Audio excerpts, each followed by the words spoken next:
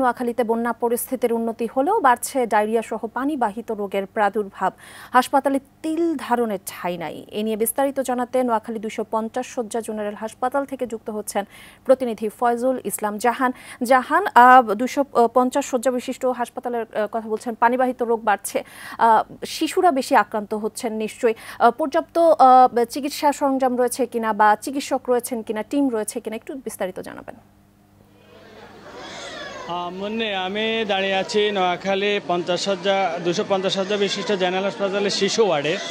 তো এখানে গত 3 দিন এই নোয়াখালীতে বৃষ্টি না হওয়া এবং রৌদ্রোজ্জ্বল হওয়ার কারণে বন্যা পরিস্থিতির অবনতি হচ্ছে, কিন্তু এই পানিও কমছে।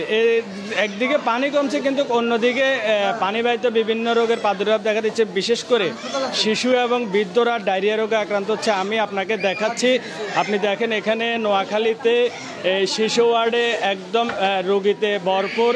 এখানে তিল ধারণের ঠাঁই নেই। যেদিকে চোখ যায় সেদিকে রুগীর স্বজন, একদম বেডে রুগী, পাশাপাশি এই মেঝেতে পর্যন্ত রুগীর অবস্থান, একদম ভয়াবহ অবস্থা। এখানে আমি আপনাকে আরেকটা বিষয় জানিয়ে রাখি, আমি এখানে এসে রুগীর বিভিন্ন স্বজনদের সাথে কথা বলেছি। তো তারা যে বিষয়টি জানিয়েছে যে এখানে ওষুধের সংকট চলছে, মানে এখানে ডায়রিয়া রোগীদের যে বিভিন্ন বা অন্যান্য যে রোগের তারা চিকিৎসা নিতে এসছে, হাসপাতালে ভর্তি হতে পারলেও তারা বিভিন্ন ওষুধের সংকট আছে, এখানে ওষুধের জন্য বাইরে যেতে হচ্ছে।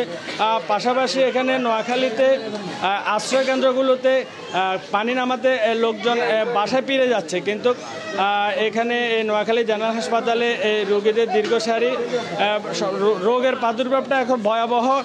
এ হচ্ছে নোয়াখালী 250 শয্যা জেনারেল হাসপাতাল থেকে বন্যা পরিস্থিতিতে যে বিভিন্ন রোগে আক্রান্ত হচ্ছে সে নিয়ে আমার কাছে সর্বশেষ। মুন্নি।